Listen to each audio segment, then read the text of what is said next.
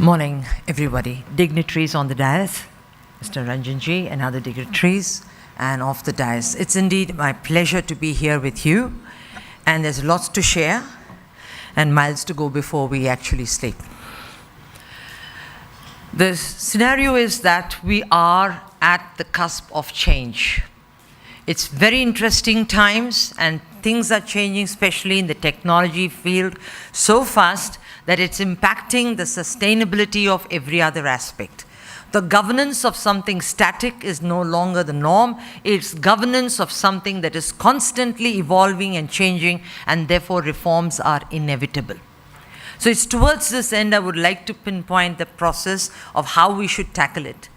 We should, in this global scenario, where at the cusp of the fourth industrial revolution, aim and position India as a superpower to be achieved by 2050 at least.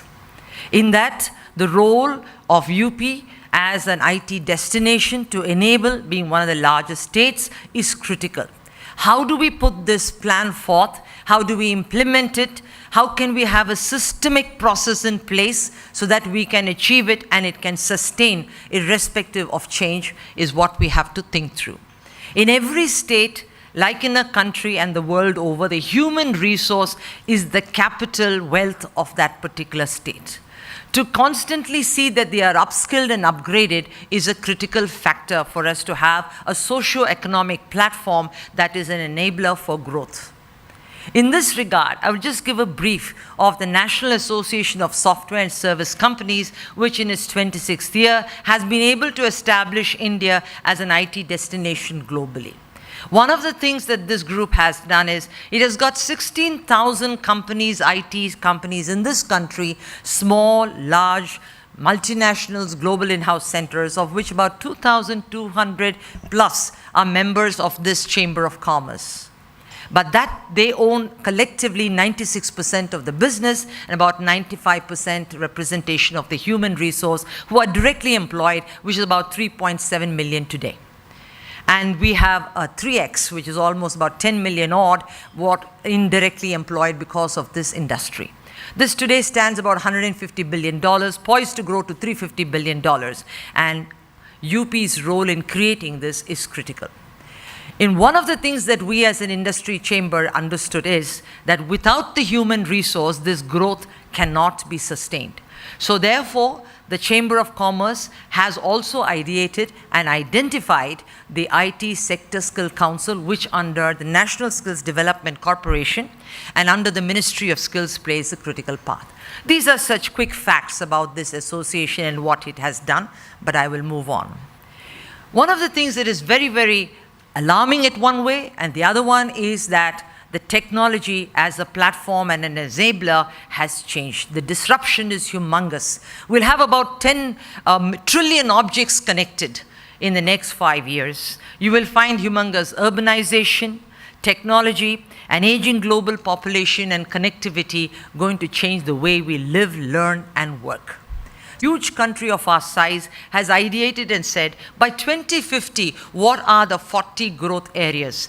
Automotive, security, electronics, manufacturing, tourism, retail, electronics. It'll also be agriculture, healthcare, gem and jewelry, retail, furniture making. IT, of course, is the hub of it, media and entertainment, banking and financial services, logistics. Every one of them will be impacted by technology as an enabler as well as a platform. For them to sustain, to become efficient and to scale, you have to use this technology, even if you're agrarian. So having considered this, the government of India has put together a cooperation which is basically 49% government and 51% basically owned by industry. NASSCOM, RAI, ASSOCHAM, CAI, FICCI, all are shareholders. This itself is a change, and governance of such a change is very critical for India to be able to reposition itself, and a similar statistic must happen in the state of UP. One of the things that you see is this is the future which we are going to see. All routine jobs which are will get automated. High-end jobs which are complex will have a skill set required. So then what is it that the individual who's now employed going to do? These people need to upgrade and upskill. The World Economic Forum says 70% of those who are already employed in this industry have to be reskilled for them to be pertinent in this new age. Therefore, what are these disruptions that are going to come? You're going to have things like automation and robotics, artificial intelligence, cognitive systems, SMAC like digital marketing, cloud, etc., which has already been there. You'll have mesh devices. You'll be talking of virtual and augmented reality, Internet of Things, blockchain, etc. Simple example, sitting here, can a doctor in UP conduct using artificial intelligence and robotics an operation in China? Answer is yes. The way you're going to be actually having day-to-day processes, two speakers before me told you how IT was actually changing the way they were actually transactioning and making processes work. It's going to happen in everyday life.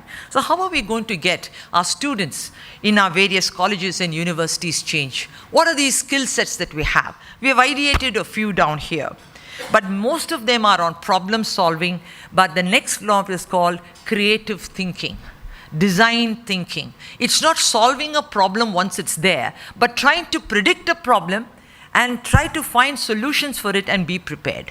So that is where the innovation comes about. We should be also not just creating employment opportunities for those who are already there, but for also creating more employment per se. For that we need innovation and startups. India started late, but in the last 3 to 4 years, with support from the IT industry, India has repositioned itself and has become the world's third largest startup community with about 4,500 startups. So what I'm trying to say is, things can happen. We have to have the will and the ability to think, plan, execute, and stand firm to get the outcome.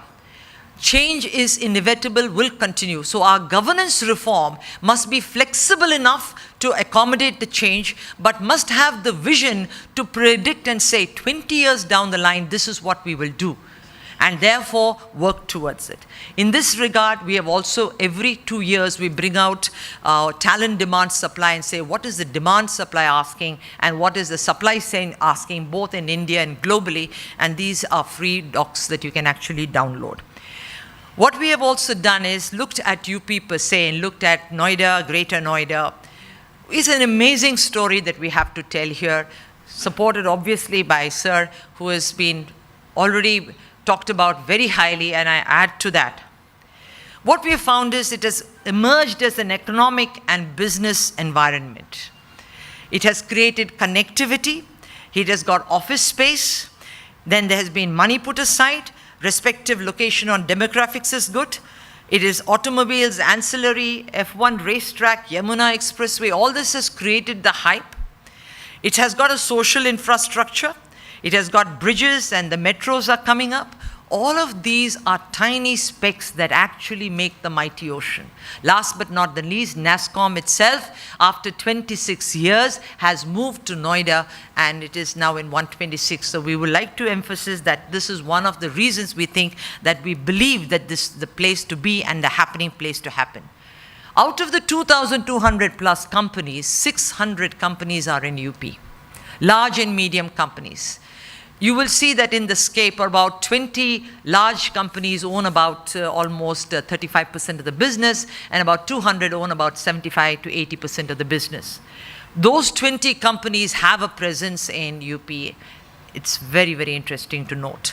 It has also been noted, just like Gurgaon has grown into becoming the BPO or the BPM hub, here engineering and embedded systems and all the other processes which are required for engineering and design is happening here in Noida, Greater Noida, and UP per se. We need to encourage this and make it more innovative, because we feel that design thinking is requisite. So with your permission, we would say that robotics and design thinking is something not to be kept in higher education, but to be introduced into schools. 9th to 12th class children have to think differently, because they are the seeds of the future, which means what we have to do is address the requirement of the faculty.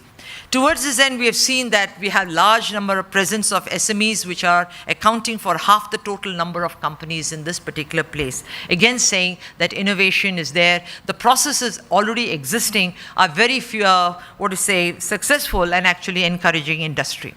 Now, in this future of skills, I'd just like to give you a brief. because we need to structure ourselves. This industry is divided into 4 subsectors: IT services, business process management, engineering and R&D, and software and product development. Having put all these things together, we have actually found that we can build skills corridors globally. If you were to look about 20, 25 years, when you want your child to have the top-notch college education, where do you send him? To the US? Of late, you've been sending him to Canada, some to Europe and Germany, some have got a large number of medical students in China, and last but not the least, many are sending them to Australia. I was part of that Australian scenario where the systemic process came into the country and the states therein, wherein which they absorbed job role scenarios into their program of learning, such that it became a standard which is global. So students who wanted to get that type of education and skill just migrated or even went there for learning. Can India and UP in particular, with its 720 engineering and management colleges and about 63 universities, cannot aim for this? We should aim to be the hub wherein which people should come for high-end learning niche spaces. It is important because you can become the big data or analytics hub. You can look for the cybersecurity, data science. You can look for DevOps places. You can look for testing and automation and quality assurance. You can look finance and accounting center. You can look for design engineering, mechanical or PMS, software product development, UI developers, etc. The list is long. This industry sector has been designed wherein which you will find that there are about 16 unique job roles. We have addressed only about 74. 6 of them are for 10th class school dropouts, 12th class pass or fail, like a data entry operator. It's essential everywhere. It is retail, healthcare. You need to have it in, if it is in the talukas, in your, villages, in the e-chowpals, everywhere is written. But then after moving from digital literacy, they should move on to at least the next level so that they will be able to apply what they have learned and make some efforts towards getting employed. So towards this structure, we have designed ourselves and given a matrix. World over, this is really looked on with great admiration. The reason is presently we are now part of ASEAN countries where Japan, Korea, Vietnam, then Myanmar, Thailand, Malaysia are all said, we don't have it, can India share its presence with it? What has been done is every one of those sector councils that I showed you basically says that there is an India standard, and this, if you are certified in, should be a work permit so that it behaves like a currency for global mobility in the nation within our states as well as internationally. And this standard constantly evolves so that it is relevant to the business as well as will also be relevant to the socio-economic growth of the state. So you will see that there are verticals here and the horizontals. Those horizontals are called service lines or otherwise called occupations. Like this, we have designed it. If I give you an example of information or cybersecurity, even if you have healthcare as a point, we were talking about wearable devices. You know, you wear your cell phone, you put it onto your ear. Now we are talking of embedding it into your system. You talked of Google glasses. Now I can actually wear that glass like a lens into my eye and I can just blink at you and I'm taking a photograph and transmitting it. So through neural networks, my connectivity will be so high. In Stanford, you have these people who are done some research with, wherein which they have actually had limbs they have lost, replaced by metallic parts. But the metallic parts, the neural networks between the mind and this, because of artificial intelligence and the connectivity is so high, that within half an hour, somebody who's never walked for 20 years is able to walk. And he walks just like it was a normal limb. It is just Internet of Things. So things are going to change everywhere. How you communicate, how you think. Probably 5 years down the line, you might think, I want to talk to my mom, dad, or your son or daughter, and you just think it, and it's transmitted neurally because they have an embedded device, and so you have it. Somebody who has diabetes basically does not take any injections or insulin. It is actually a small chip that is embedded through a laparoscopic effort onto his pancreas. It transmits through, it interacts with the pancreatic fluids and basically stabilizes the sugar development in the body, but it is built in the cloud like a postpaid card. But all of that is also hacked. So cybersecurity will play a role everywhere in your billing system, in the way you buy your foods, in the way you buy your jewelry, on the way you buy your clothing. Everywhere there's a possibility of being hacked. So therefore, network security, application security, endpoint, data science, all will be there. The Prime Minister's office has said India should be the hub for cybersecurity, and the human resource here should provide it for the rest of the world. I think, sir, with your permission, we should aim towards this end also to make it happen. We have the capability. All we need is the partnership to make things work. This is just a standard qualification pack. Go to the website, NSDC's, the ministry's website in India. You will see the transformation that's happened. But we need you to share in our dream to make it a reality. This is the same in the business process management. I will leave these details here so that we can have further deliberations. And this is on engineering and software and product development. So you will see that there is a change in what we want. Before, if you were a Java certified, C++, Oracle certified, you would say, yeah, he gets a job. Nowadays, I say, so what? I want him to have core skills. His communicative ability is very, very critical. I need him to know how to make decisions, how to plan and organize, customer centricity, problem solving, analytical thinking, critical thinking. So all of this, attention to detail, learning ability, because you will find in a period of 20 years, your son, daughter, or yourselves, if you are young enough, you will be changing job roles. It's not going to be static. So how is it as a government are we going to govern these changes? How are we going to enable these changes? Where are the schools where you will go to learn? Will you be learning through an online process? Will you do a MOOCs process like the Coursera or Audacity? And who's going to own the IP for it? Or is it going to be like free data moving around the world so that you are going to be a global citizen and you have a currency for global mobility? These are very many questions that comes into governance. With the help of UGC, AICT, these thoughts were put in place. And they said these job roles identified as standards can now be integrated into the college program. A 3-year or a 4-year college program now becomes questionable. 3 to 4 years is too long in the technology world. 6 months is max. The first industrial revolution started with the steam engine, where people were moving with, human resource was moving the goods from place, then the steam engine came in, railways came in. Second one was on electricity. The third was on information technology. Now it's all mesh devices. Artificial intelligence ruling everything. So you will see that what happened in the first, second, and third industrial revolution, there was time for change. Now there is no time. What took 20 years to change now is happening in 6 months. So my question to you, what's your relevance of your degree? How quickly can our faculty change? How quickly can they get information to change? How quickly can the government enable such change? So engineering and non-engineering colleges, then all of these people have to merge into the new systems. Certifications for saying somebody is competent for the job. Now you have somebody who is a BA, BSc, BCom, BTech applying.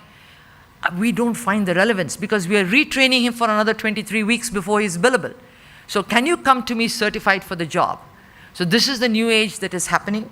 How are we going to govern this? So for building all these processes, we have got foundation programs. So universities here and with SIRS process, we would like to deal with contact SIRS so that we can actually bring this change, implement it, which we have trialed in other states and make it happen. So I'll leave these details with you. But one thought is what got you here will not get you there. We have to manage the change and governance is the root. Thank you so much, sir. Thank you for the opportunity.